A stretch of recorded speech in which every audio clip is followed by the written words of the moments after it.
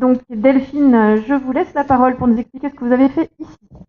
Merci beaucoup Clarisse, merci à mes copanélistes. Nous avons quelques éléments qui sont semblables à ceux du Mozambique, mais pour tout le reste, voilà. C'est un écosystème différent. Lorsque je parle d'éléments qui se rapprochent, je pense surtout à la population. Vous avez parlé de 30 millions d'habitants. Nous sommes un peu moins au Cameroun, selon les statistiques du FMI, donc 28 millions et 700. Le Cameroun, le français jouit d'un statut privilégié au Cameroun parce que le bilinguisme est institutionnel au Cameroun. Il est inscrit en préambule de la constitution camerounaise. Donc c'est clair, le Cameroun est un pays bilingue, et français-anglais. En termes de proportion, nous avons 10 régions. 8 des 10 régions sont estampillées francophones et il y en a 2 qui sont clairement estampillées anglophones. Ce qui ramène donc sur la table la question de la didactique plurielle du français au Cameroun. Nous avons une didactique du FLE, une didactique du FLS, une didactique et le FLE, il y a le FLE et le French, on va dire. Voilà, donc autant de sensibilité que d'environnement. Et aujourd'hui, avec la crise sécessionniste dans les 2 régions estampillées anglophones, il y a un phénomène de personnes déplacées internes par milliers et qui peut aussi amener à réfléchir autour du FLI, qui est le français langue d'intégration, et même le FLSCO, français langue de scolarisation. Donc, pour montrer jusqu'où la réflexion autour du français est importante au Cameroun, il y a eu un décret du président de la République, Paul Biya, en 2017, qui a créé une commission nationale pour le bilinguisme et le multiculturalisme, puisque les 2 langues côtoient au quotidien environ 280 langues nationales, voilà, au Cameroun, avec 4 grandes aires culturelles sahéliennes. Il y a l'ère bantou, il y a aussi les 2 autres aires, ainsi de suite. Donc, c'est une floraison de culture, une floraison d'intérêt autour de la langue française, avec les problèmes qui vont avec. Le premier étant que depuis quasiment 5 ans, pour être plus précis, nous vivons un exode massif après celui des personnels des carrières médicales. Nous vivons un exode massif des personnels enseignants vers le Canada.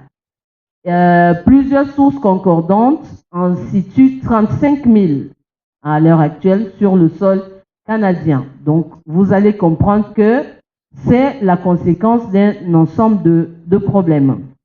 Donc, nous, notre système éducatif au Cameroun, il est divisé en sous-systèmes. Il y a un système francophone avec des enseignements de et en français, donc le français étant le médium des autres sciences dures, technologiques, informatiques, ainsi de suite. Un système dit anglophone, inspiré de l'enseignement anglo-saxon, avec des enseignements purement diffusés en anglais. Maintenant, entre les 2, pour faire la cohésion, puisque vous avez dû lire entre les lignes et comprendre que c'est l'état des politiques actuelles, c'est de construire des ponts entre les 2 communautés linguistiques, il y a un 3e sous-système qui est émergent, qui est aujourd'hui en état de test et qui est le sous-système bilingue, qui lui est en état de test. Donc, il est en pilotage. Il y a quelques établissements qui sont en pilotage pour permettre d'observer et de faire des retours sur comment il va être mieux structuré. À côté de cette spécificité toute camerounaise, il y en a une autre qui place l'enseignement en termes de sous-ordre. Il y a un sous-ordre public, il y a un sous-ordre privé, laïque et privé confessionnel. Voilà. Donc, quelle est la place de l'Institut français et pourquoi en sommes-nous arrivés à être un contributeur d'importance dans la réflexion autour de la formation des enseignants de et en français? Il faut comprendre qu'au Cameroun, il y a des mécanismes institutionnels de formation des enseignants, mais qui ne sont pas suffisants. Ces mécanismes sont intégrés dans les 10 universités d'État et ce sont des écoles normales.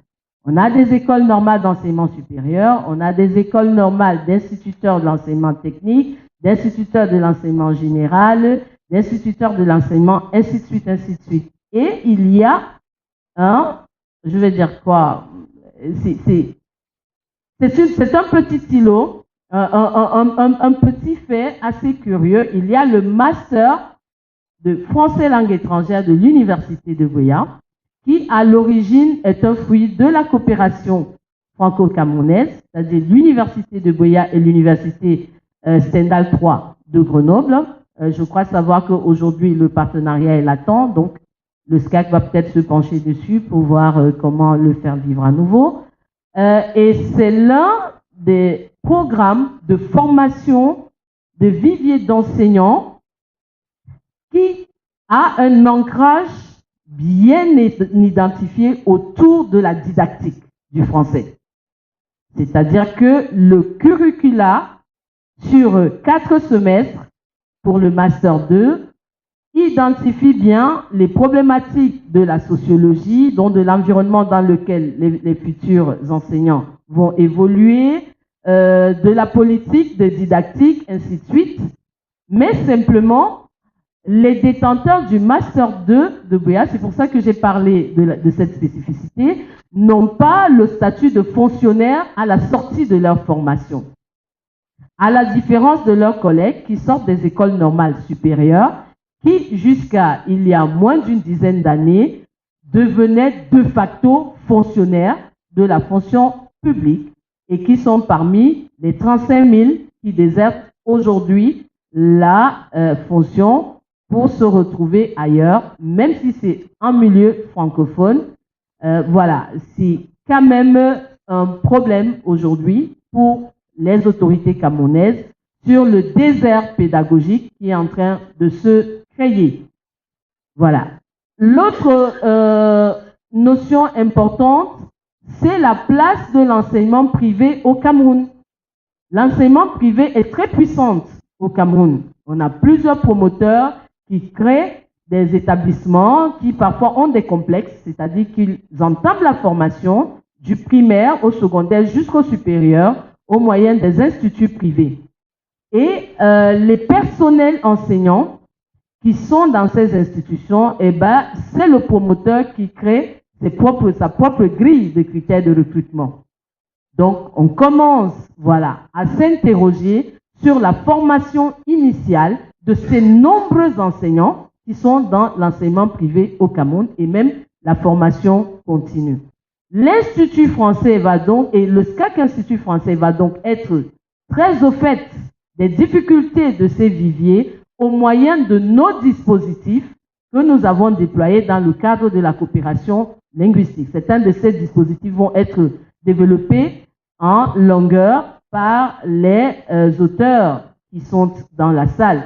Je pense à IF Prof, je pense à IF Classe, je pense au Prof Le Plus. Nous avons des tuteurs Prof Le Plus au Cameroun, une cohorte de tuteurs, et on a eu des cohortes de tutorés. Et aux autres formations, par exemple, la série la plus récente, financée et animée par le SCAC, c'était une série sur l'interculturalité en classe de langue, la pédagogie inversée et l'évaluation positive, approche actionnelle selon le CE-CRL.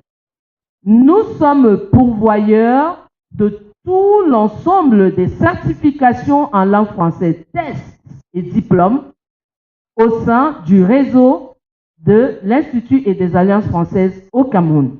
Nous sommes donc employeurs d'une frange des enseignants de français et nous avons trouvé notre bonheur, c'est le cas de le dire, à travers les diplômés du Master FLE de l'Université de Buea, dont je suis moi-même une alumni et fière de l'être aujourd'hui. Donc nous avons pu offrir une petite fenêtre de profil et de projection d'insertion professionnelle à ces produits qui ne sont pas, récupérés et utilisés dans le cadre de la fonction de fonctionnaire au Cameroun. Qu'est-ce qu'ils nous disent pendant les formations? Ils nous parlent de l'approche par compétence. pour parler des réformes. Et c'est là que je reviens et j'établis une petite passerelle avec nos amis du Mozambique, c'est qu'il est aujourd'hui évident pour nous autour de cette table que la conduite des réformes pose problème autour de l'enseignement de et en français. Où est-ce qu'il faut, par où commencer une réforme? La leur a été curriculaire, celle du Cameroun a porté sur l'approche pédagogique. Nous sommes partis d'une pédagogie par objectif, PPO, pour, il y a quelques années, l'APC, l'approche par compétence. Une approche qui demande que les apprenants, aidés par l'enseignant, puissent construire des compétences et des connaissances qui leur permettent de résoudre des problèmes, d'avoir un ancrage dans la vie réelle. Donc, de faire en sorte que le français travaille, que la langue française travaille pour eux, parce qu'elle est génératrice de solutions de manière fonctionnelle et opérationnelle dans leur quotidien. C'est de ça dont il est question. Mais pour que ça marche, il fallait penser la réforme en amont. Sauf que dans le cas du Cameroun, elle s'est faite en 2 temps. Autour des années 2003, et c'est ce que nous apprend Douaga, c'est quelqu'un qui a fait une recherche au cours de son doctorat à l'université de Ngaoundéré, j'ai lu ses travaux, qui nous informe qu'en 2003, d'abord, on a essayé à travers le primaire. Ensuite, ça n'a pas trop bien marché, on est revenu au travers des inspecteurs pédagogiques, pas des élèves maîtres des écoles normales. Écoutez très bien, donc on a entamé la réforme autour de 2012 à travers les inspecteurs pédagogiques. Donc, une réforme qui se veut le plus large possible avec un effet immédiat sur les cohortes à la fois d'enseignants et d'apprenants, elle est élitiste en entame. À travers les administratifs, c'est vrai que les inspecteurs pédagogiques ont un rôle pédagogique, mais vous comprenez qu'ils sont déjà au niveau d'administratif. Et donc, ce qui ralentit considérablement la pénétration de l'APC. À partir de 2012, 2014 en 2025, l'APC a toujours des difficultés à s'ancrer dans le quotidien. L'une des difficultés identifiées par les cohortes que nous avons eues au cours de nos formations, ce sont les outils qui doivent porter l'approche par compétence. Vous savez qu'elle est très très proche de notre approche actionnelle, telle que vue par le CECRL. Ce sont les outils. Comment je travaille la compétence orale, la compétence de l'oral, avec les accents et les inputs de la francophonie, si je n'ai pas d'outils pour faire écouter les accents de la francophonie à mes apprenants, si je n'ai pas d'électricité dans mon établissement, si je n'ai pas de laboratoire de langue dans mon établissement. Donc, toute la logistique pédagogique qui devait accompagner la réforme est quasiment absente. Je ne vais pas dire absente, soyons justes, elle est inéquitablement répartie entre les grandes villes que sont Douala et Yaoundé, avec les moyens dont ils disposent, et les villes en région. Je n'ai pas voulu monter de PPT parce que dans la première idée que j'ai eue, si j'avais monté des PPT, j'aurais été obligée de vous montrer une école dans l'extrême nord, sous des palmes, et un lycée à Yaoundé. Vous auriez compris que ce n'est pas possible que l'approche par compétence marche au même niveau. Il y a un autre niveau de difficulté qui, lui, est structurel, c'est-à-dire la fonction d'enseignant au Cameroun. S'ils partent, il est clair pour nous dans cette salle que c'est parce qu'ils ne sont pas très heureux. Et vous savez que le bonheur est très lié au, ils disent ça comment en argot, le grisby. Nous sommes en francophonie. Faisons le grisby. Donc, voilà, le blé, le grisby, ça ne suit pas toujours. Donc, à l'heure où je vous parle, il y a un mot d'ordre de grève des enseignants du secondaire et du supérieur.